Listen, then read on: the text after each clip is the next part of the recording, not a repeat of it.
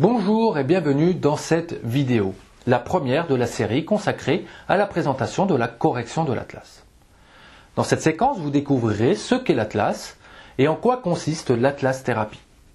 Puis j'aborderai rapidement les bienfaits de ce travail de repositionnement de la première vertèbre cervicale.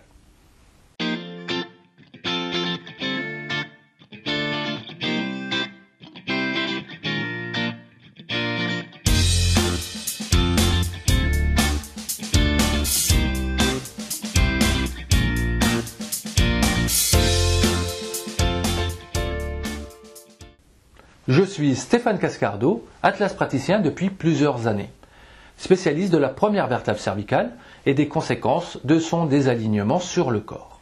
La colonne vertébrale est l'axe de notre structure. Elle accueille le système nerveux irriguant notre corps, lui permettant de fonctionner. Si elle est droite et équilibrée, tout fonctionne bien. Mais si un décalage existe, les compensations qu'elle adopte pour retrouver l'équilibre engendrent de forts désagréments. La colonne ne peut pas être équilibrée si la première vertèbre cervicale est décalée. Mais qu'est-ce que l'atlas? L'atlas est la première vertèbre cervicale. Et comme le titan de la mythologie portant le même nom, elle porte la tête avec son poids physique, environ 4 kg, mais également symbolique, le poids du monde. Comme les vertèbres cervicales sont les seules du corps à travailler en permanence, même quand on dort, elles sont les plus solides. Ainsi, le rôle de l'articulation atlanto-occipitale, donc tête-atlas, est primordial dans le soutien de notre tête, et celui de l'articulation atlanto-oxydienne, atlas-axis, est important pour maintenir la cohésion de la colonne vertébrale en lui donnant la direction. Son rôle ne s'arrête pas là. En effet, c'est la première vertèbre cervicale à accueillir la moelle épinière, ainsi que le système circulatoire irriguant le cerveau. Elle assure donc le lien entre le corps et la tête, et au niveau subtil, elle reste une porte primordiale dans la gestion de nos énergies et de nos émotions, ainsi que pour notre développement personnel. Donc, pour faire simple, en plus de soutenir notre tête, l'atlas donne la bonne direction à la colonne vertébrale et assure son équilibre. Le fait que ce soit la seule vertèbre à posséder des facettes articulaires implique qu'elle ait une fonction particulière. Sa forme nous rappelle celle du bassin, auquel elle est liée par la chaîne musculaire et tendineuse. Lorsque l'atlas est désaxé, le bassin n'est pas droit. L'équilibre de notre squelette dépend donc du bon alignement de cette première vertèbre.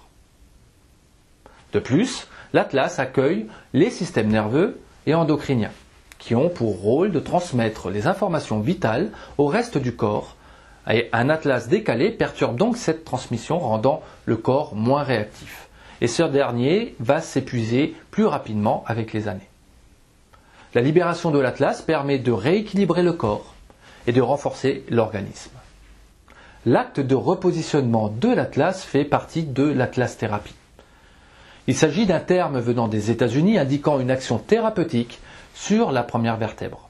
Ce terme est employé dans plusieurs techniques modernes, sans qu'il y ait forcément une connotation thérapeutique au sens littéral.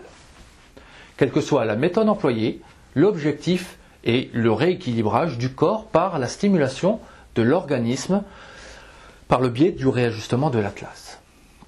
Les techniques manuelles les plus connues sont l'ostéopathie et la chiropractie. Cependant, ces dernières années ont vu de nouvelles méthodes émerger. Certaines sont intéressantes, d'autres moins. Et ce qu'il est bon de retenir, c'est que l'atlas thérapie est en pleine expansion. J'espère que cette vidéo vous a permis d'y voir un petit peu plus clair. Dans la suivante, vous découvrirez les origines de l'atlas thérapie. Vous pouvez également visionner les séquences qui vous intéressent dans l'ordre qui vous convient le mieux.